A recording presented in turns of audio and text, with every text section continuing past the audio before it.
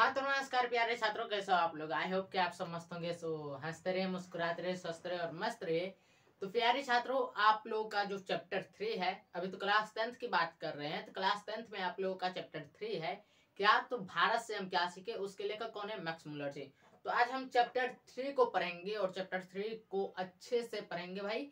तो एक चीज आप लोगों को बता देते हैं, आपके एग्जाम में क्लास 10th बिहार बोर्ड के एग्जाम में जो है चैप्टर से क्वेश्चन आते ही आते हैं, साथ ही साथ हिंदी में उसके लेखक परिचय से भी क्वेश्चन आते हैं अच्छा खासा। तो यहाँ पर देखो भाई, चैप्टर का क्या नाम हो जाएगा, भारत से हम क्या सीखे, और इसके लेखक कौन हो जाएंगे, रचनाकार मैक्स मुलर जी। तो आज हम करेंगे भाई ये चैप्टर करेंगे नेक्स्ट क्लास में, और अभी के क्लास में क्या करेंगे, मैक्स मुलर जी का परिचय, इनका परिचय ले लेते हैं। ये कौन थे, कहाँ से आए थे, क्या पूरा नाम क्या था, इनके पिताजी माताजी क्या नाम था, कब जन्मे कब मृत्यु हुई इनकी, भारत आए थे या फिर नहीं आए थे, कहीं और गए थे, ये सारी बातें जो है इनके बारे में पढ़ेंगे। कौन इसको जो है वेदांतियों को वेदांती कहे थे, ये सभी बातें आज इनके बारे में जानेंगे। तो आप लोग तैयार होंगे तो हम अभी स्टार्ट कर देते हैं, ठीक।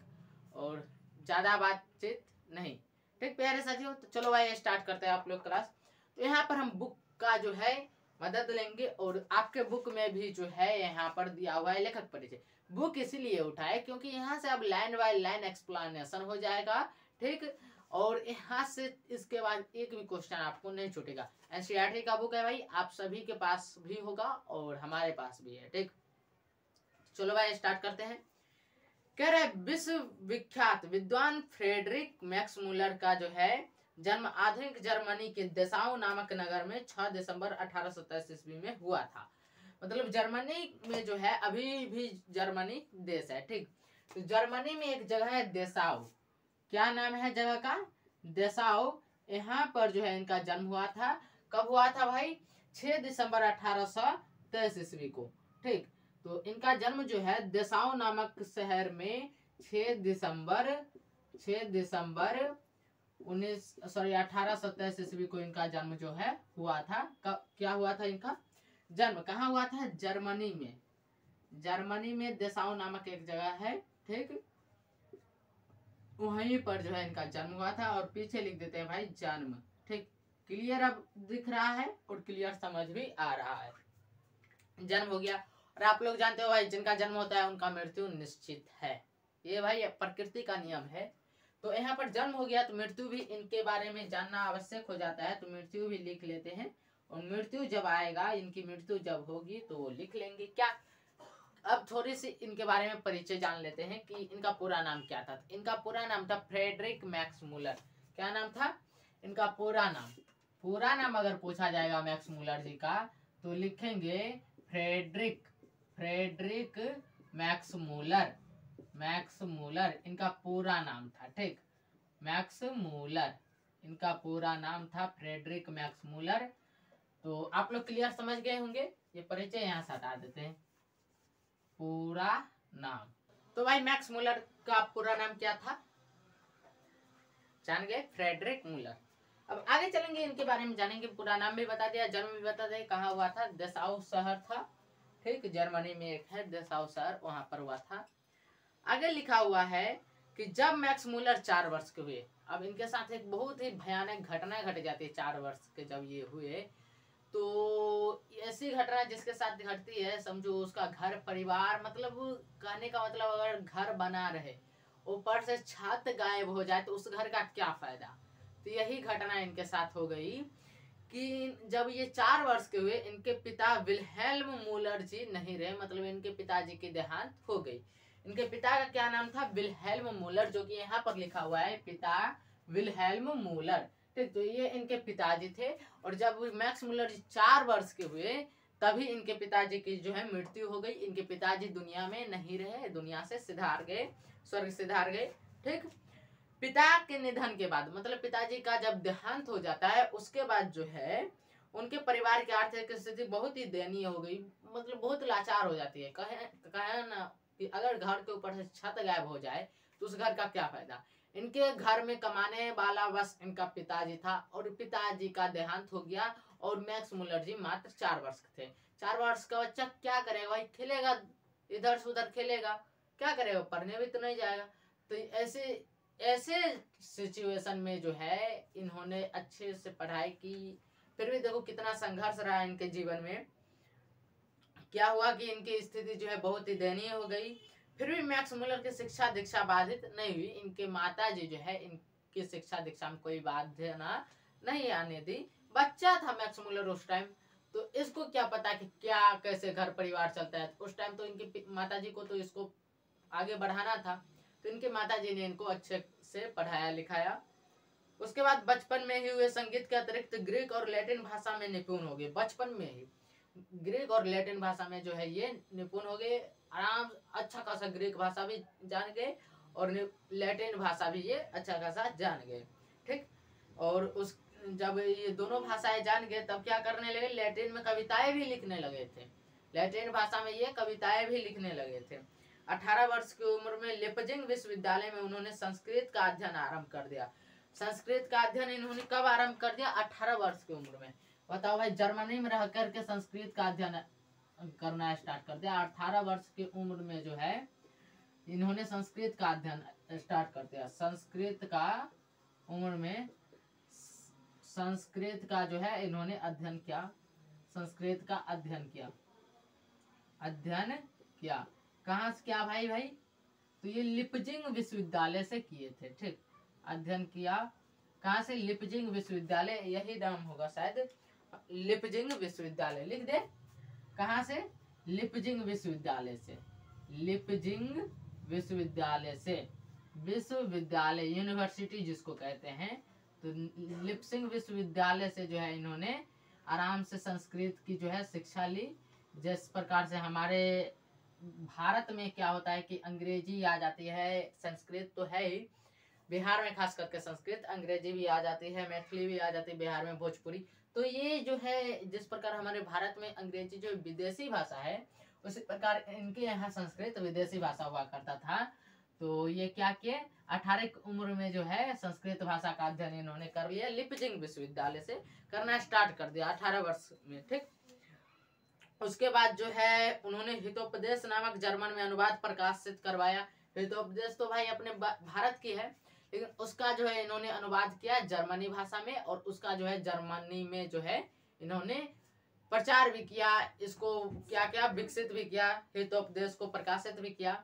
इसी समय उन्होंने कठ और केन आदि उपनिषदों का मतलब अपने भारत से उपनिषद भी पढ़ लिया संस्कृत में। इसलिए तो भाई संस्कृत पढ़ा, ताकि ये क्या करे, हितोपदेश संस्कृत में है, हितोपदेश का संस्कृत में ये पढ़े थे, और जर्मनी तो इसे बचपन से इन्हें आता था। ठीक, तो संस्कृत का अनुवाद इन्होंने किस में कर दिया? जर्मनी भाषा में। और हितोपदेश किस भाषा में लिखा हुआ है? संस्कृत भाषा में। काठ किस भाषा में लिखा हुआ है? संस्कृत भाषा में। केन किस भाषा में लिखा हुआ है? संस्कृत भाषा में। ये सभी उपनिषद जो है, उपनिषद जितने भी है सभी संस्कृत भाषा में लिखा हुआ है। तो सबका अनुवाद करके जो ये है जर्मनी में प्रकाशित कर दिया। आराम से जर्मनी में खूब चला। तथा मेघदूत का जर्मन पदानुवाद भी किया। मतलब मेघदूत जो एक बुक था उसका भी इन्होंने क्या किया, पद पद यानी कि एक एक अक्षर का अनुवाद कर दिया जर्मनी भाषा में। समझो भाई कितना पढ़े लिखे हुए थे ये भी। भीमराव अंबेडकर जी जितना पढ़े हुए लिखे हुए थे उससे के आसपास ये भी थे, इतना समझ लो, उसके आसपास ये भी थे। मैक्स मुलर उन थोड़े से या पाश्चात्य विद्वानों में अग्रणी माने जाते हैं जिन्होंने वैदिक तत्व ज्ञान को मानव सभ्यता का मूल स्रोत माना।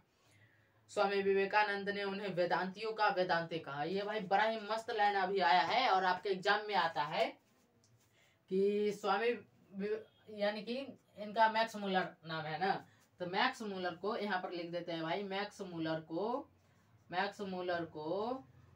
स्वामी विवेकानंद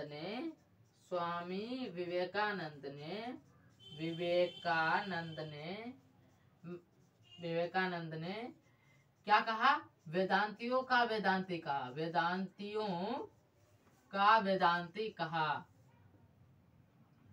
वेदांतियों, ठीक, का वेदांती, वेदांतियों का वेदांती कहा। समझे? कहा, यहाँ लिख दिए भाई, कहा। वेदांतियों का वेदांती इन्हें कहा। कौन? स्वामी विवेकानंद जी ने मैक्स मुलर को वेदांतियों का वेदांती कहा। भाई समझो कितना ज्ञानी थे ये और कितना ज्ञान इनके अंदर भरा हुआ था। ठीक, उनका भारत के प्रति अनुराग जग जाहिर है। वो भारत के प्रति बहुत ही अच्छे दिल के हैं। उन्होंने भारतवासियों के पूर्वजों की चिंतन राशि को यथार्थ रूप से, मतलब भारत के जो लोगों की जो चिंता है, जो चिंताएं रहती है, उसका अपने रूप में जो है उन्होंने लोगों के सामने प्रकट किया। ठीक, लोगों के सामने बताया कि क्या चिंताएं रहती है भारत में। उनके प्रकांड पंडित से प्रभावित होकर साम्राज्ञी विक्टोरिया, साम्राज्ञी विक्टोरिया मतलब समझे, उस टाइम जर्मनी की जो महारानी थी विक्टोरिया, उसने क्या किया, 1868 ईस्वी में उन्हें अपने ऑसबर्न प्रासाद में ऋग्वेद तथा संस्कृत के साथ यूरोपियन भाषाओं की तुलना आदि विषयों पर व्याख्यान देने के लिए आमंत्रित किया था। इन्हें रानी विक्टोरिया भी आमंत्रित कर दी थी। हालांकि रानी विक्टोरिया जो है वो इंग्लैंड की रानी थी, जर्मनी की नहीं, इंग्लैंड की रानी थी। तो हमें इतना दिमाग नहीं लगाना है।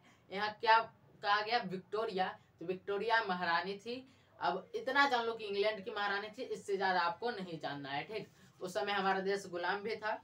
तो रानी विक्टोरिया ने जो है इन्हें कहाँ बुलाया, यूरोप बुलाया। और यूरोप में जो है आमंत्रित किया, किस लिए भाई, कि संस्कृत भाषा में जो ऋग्वेद है उसका संस्कृत के साथ साथ यूरोपियन भाषा में भी अनुवाद किया इन्होंने। इसी के लिए जो है इन्हें आमंत्रित किया गया था, इन्हें पुरस्कार देने के लिए।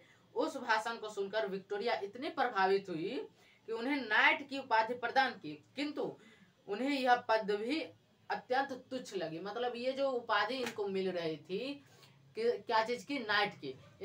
यहाँ पर ये भी बहुत ही इंपॉर्टेंट बात है कि विक्टोरिया ने मैक्स मुलर को किस चीज की उपाधि दी, तो नाइट की। तो यहाँ पर लिख दे भाई, विक्टोरिया ने, रानी विक्टोरिया ने, ठीक, विक्टोरिया ने जो है, रानी विक्टोरिया ने मैक्स मुलर को, यहाँ पर आप लोग लिख लीजिएगा क्या भाई, मैक्स मुलर यहाँ पर ला दिए हैं। हाँ, मैक्स मुलर को जो है इन्होंने क्या चीज की उपाधि दी, नाइट की उपाधि दी, नाइट की उपाधि दी। लेकिन इन्होंने लेने से क्या कर दिया, अस्वीकार कर दिया, इन्होंने नहीं लिया।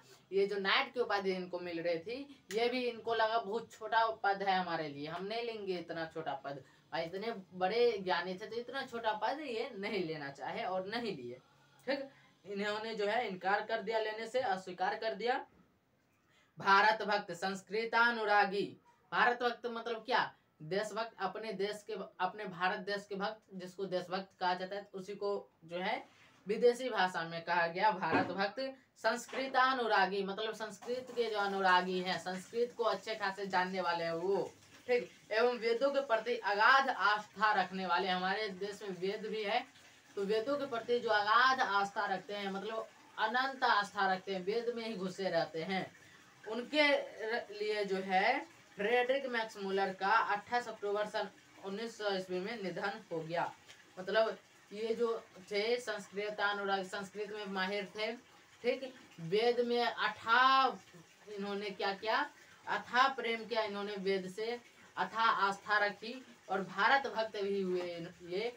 इनकी मृत्यु कब होगी, 28 नवंबर नहीं भाई, अक्टूबर, 28 अक्टूबर 1900 ईस्वी को जो है इनकी मृत्यु हो गई। यानी कि देश आजाद, अपना देश आजाद होने से 47 साल पहले 28 अक्टूबर 1900 ईस्वी को जो है इनकी मृत्यु हो गई। 28 अक्टूबर 1900 ईस्वी को जो है इनकी मृत्यु हो गई। हमने पहले ही कहा था जिनका जन्म हुआ है उनका मृत्यु हो गया। तो ये इनकी जो है मृत्यु कब हो गई, 28 अक्टूबर 1900 ईस्वी में। और जन्म कब हुआ था, 6 दिसंबर 1827 ईस्वी में। ठीक, 6 दिसंबर 1827 ईस्वी में जो है इनका जन्म हुआ था और इनकी मृत्यु हो गई 28 अक्टूबर 1900 ईस्वी में। ठीक, क्लियर, समझ गए होंगे। प्रस्तुत मतलब अब जो हम पढ़ने वाले हैं आलेख, जो निबंध हम पढ़ने वाले हैं, प्रस्तुत आलेख वस्तुतः भारतीय सिविल सेवा हेतु चयनित युवा अंग्रेज अधिकारियों के आगमन के अवसर पर संबोधित भाषणों की श्रृंखला की एक कड़ी है। ये भारतीय सिविल सेवा हेतु, समझे, भारतीय सिविल सेवा यूपीएससी। अब कब समझ में आया, यूपीएससी सुने होंगे नाम, आप लोग नहीं सुने हैं तो अगले 1-2 साल में सुन जाएंगे। यूपीएससी के लिए जो अंग्रेज आए थे चयनित होने के लिए, उनके अवसर पर जो है, आगमन के अवसर पर संबोधित किया हुआ एक भाषण की श्रृंखला करी है। ठीक, प्रथम भाषण का यह अविकल रूप से संक्षिप्त एवं संपादित अंश है, जिसका भाषांतरण जो है डॉक्टर भवानी शंकर त्रिवेदी ने किया है। ये जो इस भाषण का जो भाषांतरण किया गया है, अनुवाद किया गया है, वो किनके द्वारा किया गया है? डॉक्टर भवानी शंकर त्रिवेदी के द्वारा किया गया है। भाषण में मैक्स मुलर ने भारत की प्राचीनता और विलक्षणता का प्रतिपादन करते हुए नवागंतुक अधिकारियों को यह बताया है कि विश्व की सभ्यता भारत से बहुत कुछ सीखती और ग्रहण करती आई है। पूरे दुनिया की जो सभ्यता है, जो पूरे दुनिया का कल्चर है, वो भारत से कुछ सीखती है और पहले से भी सीखती आई है। इसमें कोई भी संकोच वाली बात नहीं है। ठीक, उनके लिए भी यह एक सौभाग्यपूर्ण अवसर है कि वे इस विलक्षण देश और उसकी सभ्यता संस्कृति से बहुत कुछ सीख जान सकते हैं। यह भाषण आज भी उतना ही प्रासंगिक है जितना कि स्वाभिमान के विलोपन के इस दौर में इस भाषण का विशेष सार्थकता है। ठीक, नई पीढ़ी अपने देश तथा इसकी प्राचीन सभ्यता, संस्कृति, ज्ञान साधना, प्राकृतिक वैभव आदि की महत्ता का प्रमाणिक ज्ञान प्रस्तुत भाषण से प्राप्त कर सकेगी। अब भाषण में जो जो चीज है वही चीज का यहाँ पर है संक्षेपण किया गया। मतलब ये चीज आप लोग जानिएगा। क्या क्या आप जानिएगा? भारत की सभ्यता और संस्कृति, आप जानिएगा भारत का ज्ञान और साधना, आप जानिएगा प्राकृतिक वैभव क्या है भारत की, और आप जानिएगा इसकी महत्ता क्या है, इसका क्या महत्व है भारत में। ये सभी चीज आप जानिएगा इस चैप्टर में। भारत से हम क्या सीखे, तो लेखक परिचय हो गया। मेन चीज आपको एक चीज और लिख देते हैं, डॉक्टर भवानी शंकर त्रिवेदी। जगह भी तो नहीं है भाई, कहाँ पर लिखें? यहाँ पर लिख देते हैं डॉक्टर भवानी शंकर त्रिवेदी। डॉक्टर भवानी शंकर त्रिवेदी जो है, भवानी शंकर त्रिवेदी इस भाषण का अनुवाद किया था। क्या किया था? अनुवाद किया था इस भाषण का। ठीक, हालांकि ये क्वेश्चन बहुत ही कम पूछा है और अभी तक शायद नहीं पूछा है, फिर भी बता दिए, क्या पता पूछ ले, क्या पता पूछ ले। बिहार बोर्ड है भाई, मन सन का तो पूछ देगा, कहेगा बुक में तो था इसलिए हमने लिख दिया। ठीक, तो हमें लगता है क्लियर आप लोग समझ गए होंगे। एक बार स्क्रीनशॉट लेना चाहते होंगे तो ले लीजिए भाई, मैं साइड हो जाता हूँ। मुझे उम्मीद है आप लोग क्लियर देख पा रहे होंगे और स्क्रीनशॉट भी ले चुके होंगे। ठीक, तो प्यारे साथियों, मुझे उम्मीद है क्लियर आप लोग समझ भी गए होंगे। तो आज के लिए बस इतना ही रहने देते, आज के लिए नहीं, मतलब अभी के लिए लेखक परिचय हो गया। अब जो है आपका चैप्टर है भारत से हम क्या सीखे, इसको क्या करेंगे? एक्सप्लेनेशन करेंगे। इसको अच्छे से आसान भाषा में समझाएंगे आप लोगों को। एक बार हो सके तो आप लोग पढ़ लेना भाई। कितना पेज है? 1 2 3 4 पेज है। एक्सप्लेनेशन में 1 घंटा लगेगा भाई। तो आप लोग एक काम कीजिएगा, एक बार पढ़ लीजिएगा और जब एक्सप्लेनेशन करवाएंगे तो आप लोग समझ लीजिएगा। ठीक, पढ़े रहेंगे तो एक्सप्लेनेशन में याद ही हो जाएगा भाई, आपके दिमाग में फिट हो जाएगा। फिर आपको पूरे चैप्टर में कहीं से भी क्वेश्चन पूछा जाएगा, आप बता दोगे आसानी से। ठीक, तो मुझे लगता है क्लियर आप लोग समझ गए होंगे मेरी बात को। और अभी के लिए बस इतना ही रहने देते हैं। लेखक परिचय का अलग वीडियो रहेगा और चैप्टर एक्सप्लेनेशन का अलग वीडियो। तो चलो भाई, मिलते हैं नेक्स्ट क्लास में। तब तक के लिए हंसते रहिए, मुस्कुराते रहिए, स्वस्थ रहिए और मस्त रहिए। जय हिंद, जय भारत।